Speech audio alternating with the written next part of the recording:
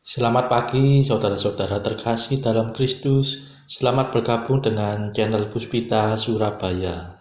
Kita sesaat lagi akan bersama-sama mendaraskan ibadat bacaan. Saudara-saudara, marilah kita persembahkan ibadat bacaan ini sebagai sili kepada Tuhan. Sebelumnya, marilah kita mempersiapkan hati. Ibadat bacaan hari Jumat 27 Mei 2022. Pekan ke-6 Paskah, Ofisi pekan kedua. Hari biasa pekan ke-6 Paskah. Pembukaan. Ya Tuhan, sudilah membuka hatiku, supaya mulutku mewartakan pujian-Mu. Mazmur 94. Hendaknya kamu saling menasehati selama masih dapat dikatakan hari ini. Marilah kita menyembah Kristus Tuhan yang menjanjikan Roh Kudus. Haleluya. Marilah kita bernyanyi bagi Tuhan, bersorak-sorai bagi penyelamat kita, menghadap wajahnya dengan lagu syukur, menghormatinya dengan pujian. Marilah kita menyembah Kristus Tuhan yang menjanjikan Roh Kudus. Haleluya. Tuhanlah Allah yang agung, merajai segala dewa. Dasar bumi terletak di tangannya, puncak gunung pun miliknya. Miliknya lah laut, dia membuatnya, daratan pun buatan tangannya. Marilah kita menyembah Kristus Tuhan yang menjanjikan Roh Kudus. Haleluya. Mari bersujud dan menyembah, berlutut di hadapan Tuhan pencipta kita. Dialah Allah kita, kita umatnya. Dialah gembala kita, kita kawanannya. Marilah kita menyembah Kristus Tuhan yang menjanjikan Roh Kudus. Haleluya. Hari ini dengarkanlah suaranya, jangan bertegar hati seperti di Meriba, seperti di masa di padang gurun, ketika leluhurmu mencobai aku, walau menyaksikan karyaku yang agung. Marilah kita menyembah Kristus Tuhan yang menjanjikan Roh Kudus. Haleluya. 40 tahun aku muak akan mereka itu. Maka aku berkata, umat ini tersesat hatinya. Mereka tidak mengerti maksud bimbinganku. Sebab itu aku bersumpah dalam murkaku, mereka takkan beristirahat bersama aku.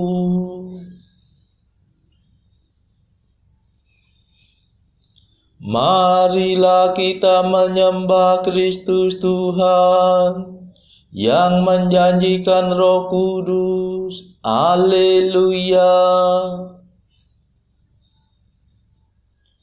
Kemuliaan kepada Bapa dan Putera dan Roh Kudus, seperti pada permulaan, sekarang, selalu, dan sepanjang segala abad. Amin. Marilah kita menyembah Kristus Tuhan yang menjanjikan Roh Kudus. Haleluya. Madah. Raja mulia abadi yang menyelamatkan kami, kematian Kau kalahkan, kehidupan Kau menangkan. Engkau pulang pada Bapa, siap untuk menerima segala kekuasaan atas segenap ciptaan. Dengan sangat kami minta, maafkan segala dosa, arahkanlah hati kami kepada alam surgawi.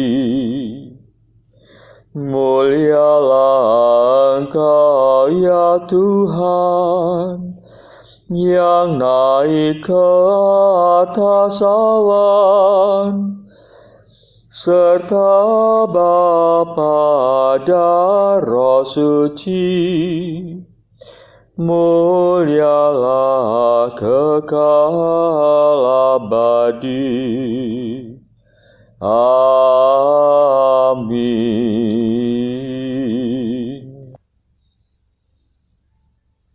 Pendarasan Mazmur.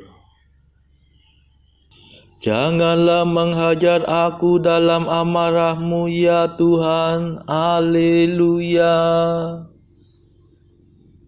Mazmur 37.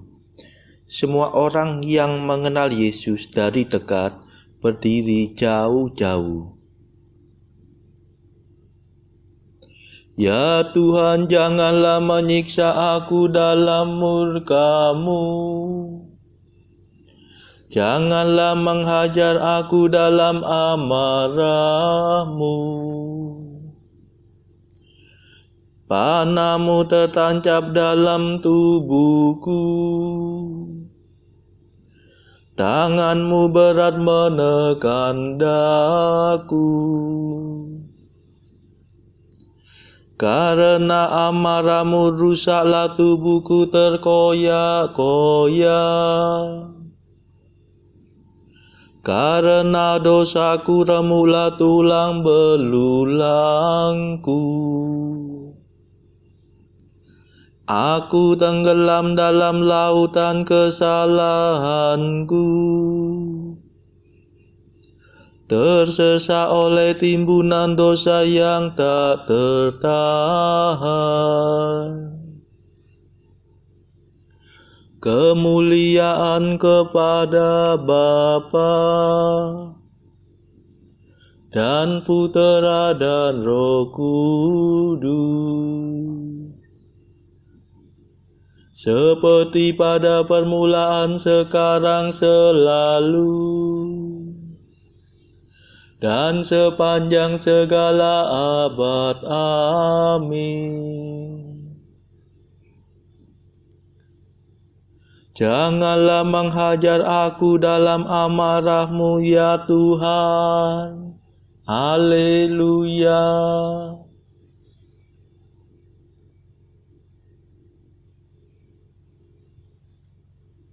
Ya Tuhanku, jeritan tangisku menggema di hadapan-Mu. Haleluya.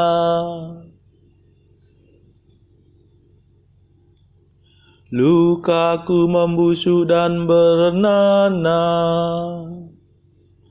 karena kebodohan tingkah lakuku. Aku tertunduk dan tersungkur. Sepanjang hari aku berkeliaran kebingungan. Hatiku panas tersengat radang. Tiada yang sehat dalam diriku. Aku hancur lulu kehabisan tenaga. Hatiku mengadu dan meronta-ronta kesakitan. Ya Tuhanku, jeritan tangisku mengema di hadapan-Mu. Dan rintianku tidak tersembunyi bagi-Mu. Jantungku berdebar-debar dimakan demam, kekuatanku menghilang. Bahkan cahaya mataku pudar melenyap. Andai taulanku menyingkiri aku karena penyakitku, dan kaum kerabatku menjauhi aku. Orang yang ingin mencabut nyawaku memasang jerat. Orang yang mengikhtiarkan celakaku mengejar aku. Pembunuhan dan pengkhianatan, itulah yang mereka pikir-pikirkan sepanjang hari. Kemuliaan kepada Bapa dan Putera dan Roh Kudus, seperti pada permulaan, sekarang, selalu, dan sepanjang segala abad. Amin. Ya Tuhanku, jeritan tangisku mengema di hadapan-Mu. Haleluya.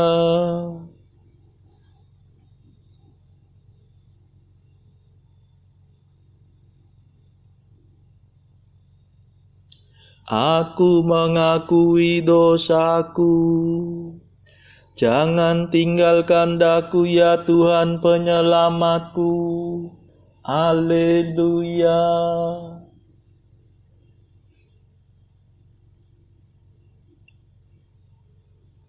Namun aku seperti orang tuli yang tidak mendengar,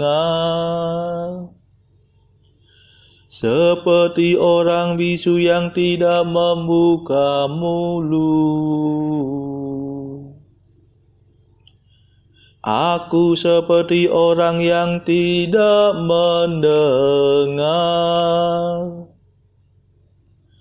yang tidak mengucapkan bantahan. Sebab kepadamu-lah aku berharap, ya Tuhan. Engkaulah yang akan menjawab, ya Allahku. Kataku, janganlah biarkan mereka mempermainkan daku. Jangan mereka menjadi sombong bila aku goyah. Sebab tak mungkin aku lepas dari kesalahanku. Terus-menerus aku dirundung kesusahan.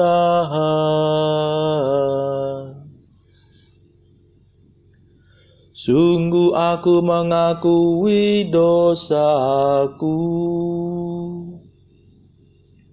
Aku cemas karena kejahatanku. Aku menghadapi lawan yang sangat kuat. Amat banyaklah musuh yang mengkhianati aku. Mereka membalas kebaikan dengan kejahatan. Mereka mengumpat aku padahal aku bermaksud baik.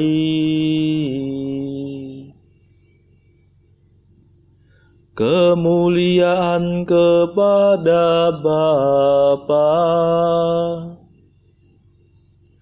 dan Putera dan Roh Kudus, seperti pada permulaan, sekarang, selalu, dan sepanjang segala abad. Amin.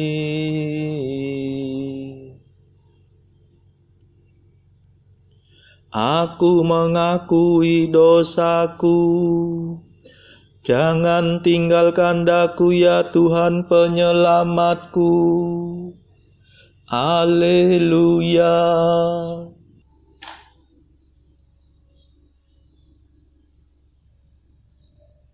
Bacaan dari Kisah Para Rasul bab 22 ayat 22 hingga bab 23 ayat 11.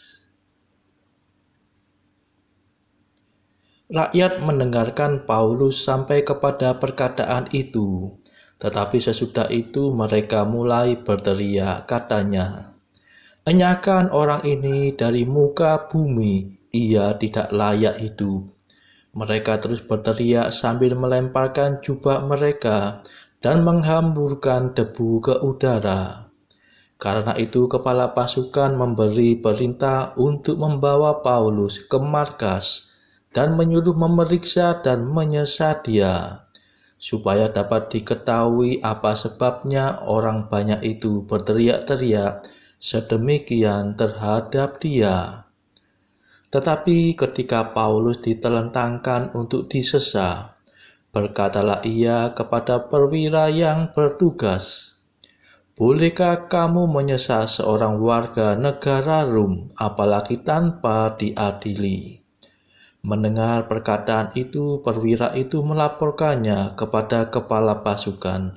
Katanya, "Apakah yang hendak engkau perbuat?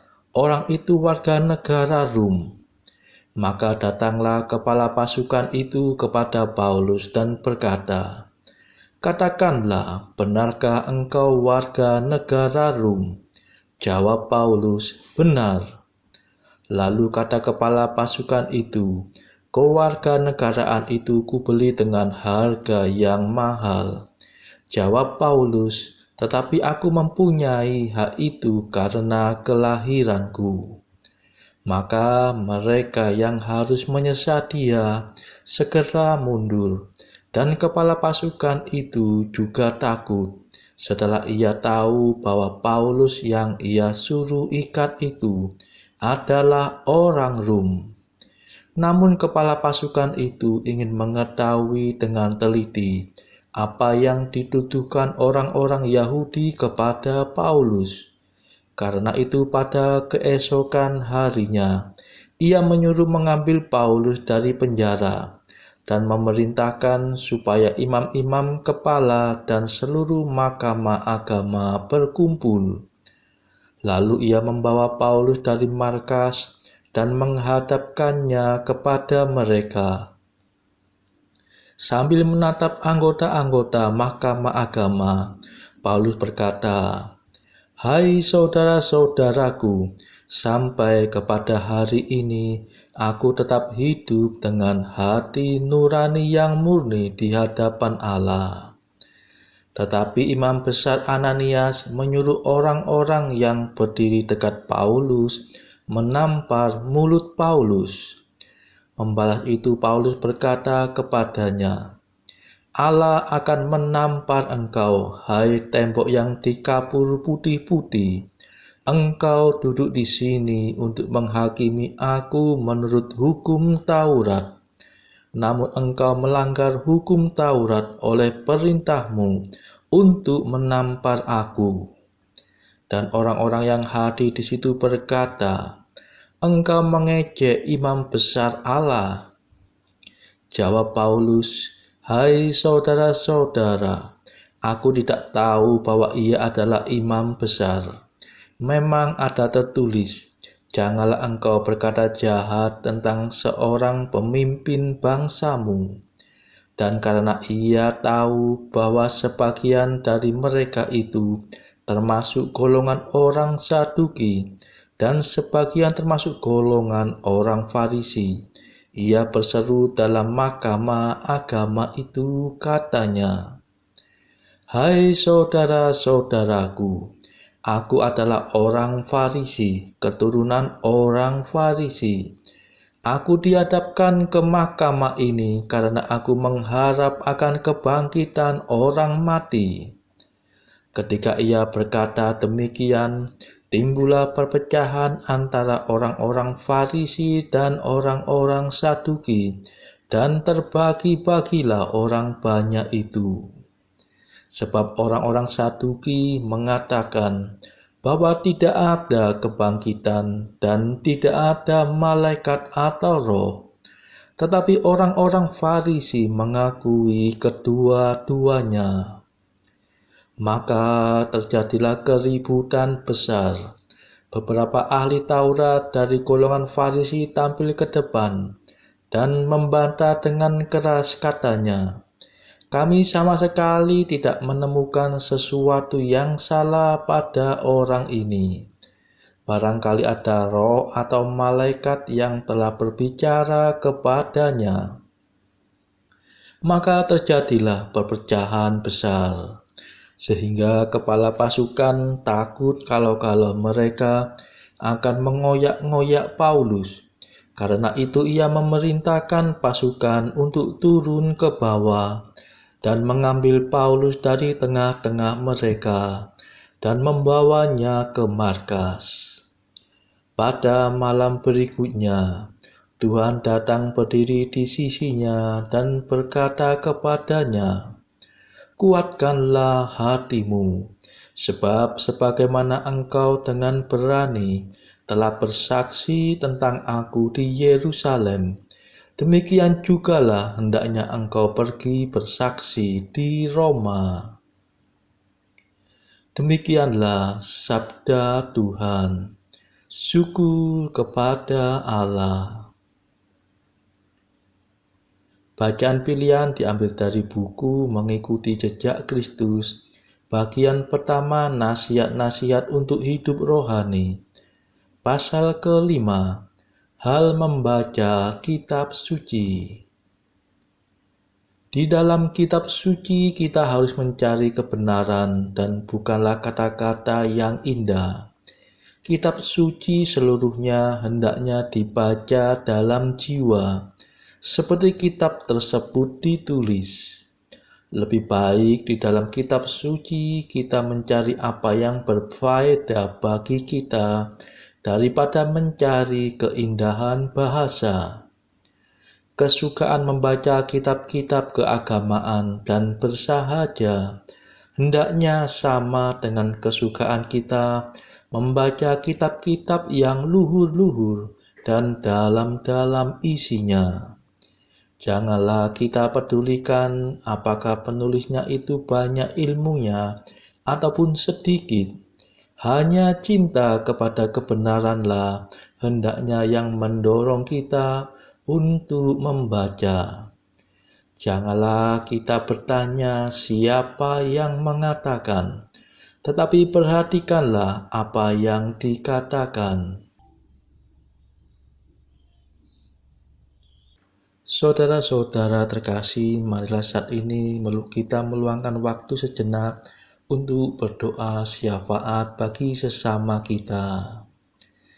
Saudara-saudara, marilah kita memohon belas kasihan Tuhan, supaya wabah corona ini yang sudah akan berakhir, sungguh-sungguh berakhir dan tidak bangkit kembali. Marilah kita doakan juga pertikaian peperangan yang terjadi di Ukraina. Semoga negara-negara yang bertikai segera menjalin perdamaian. Marilah kita berdoa juga bagi mereka yang saat ini terbelenggu oleh dosa. Semoga Tuhan mematahkan belenggu dosa tersebut, serta memberikan rahmat iman, harapan, dan kasih. Kita doakan juga mereka yang saat ini kurang beruntung secara ekonomi. Semoga Tuhan memberikan solusi atas setiap kesulitan yang mereka alami. Tidak lupa, marilah kita doakan juga kepentingan keluarga kita masing-masing.